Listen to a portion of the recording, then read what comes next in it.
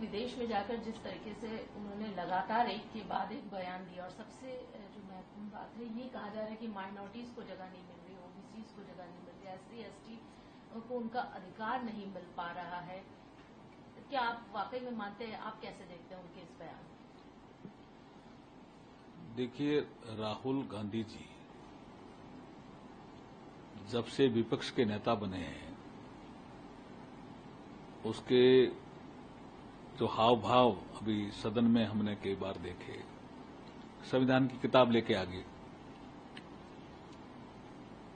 संविधान संकट में झूठा प्रचार करना, झूठा नैरेटिव क्रिएट करना, ये उनकी आदत पड़ गई। चलिए, यहां आप देश में कुछ बोलते हो एक अलग विषय है, लेकिन विदेश में जाकर के देश की आलोचना करते हो, देश की जो महत्वपूर्ण संस्थाएं हैं उनकी आलोचना करते हो। जैसे सारे शैक्षणिक संस्थाओं में कुछ एक ही विचारधारा के लोग घुस गए। इस विचारधारा देकर के लोगों को लगाया जाता है क्या? सिस्टम बना हुआ है, यहाँ जांच होती है, सर्च होती है, सिलेक्शन होता है, प्रोसीजर होता है।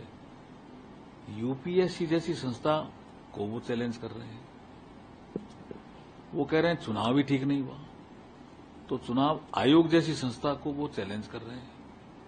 पूरे संसार में भारतीय निर्वाचन आयोग की तारीफ होती है और वो कहते हैं चुनाव ही ठीक नहीं हुआ। जैसे भाजपा ने कहा वैसे चुनाव आयोग ने काम किया। ये जो संवैधानिक संस्थाओं को बदनाम करने की जो राहुल गांधी जी की आदत पड़ गई है, वो जनता अब सहन करने वाली नहीं है। और एक उन्होंने ऐसा बयान दे दिया कि हम आरक्षण ही समाप्त कर देंगे।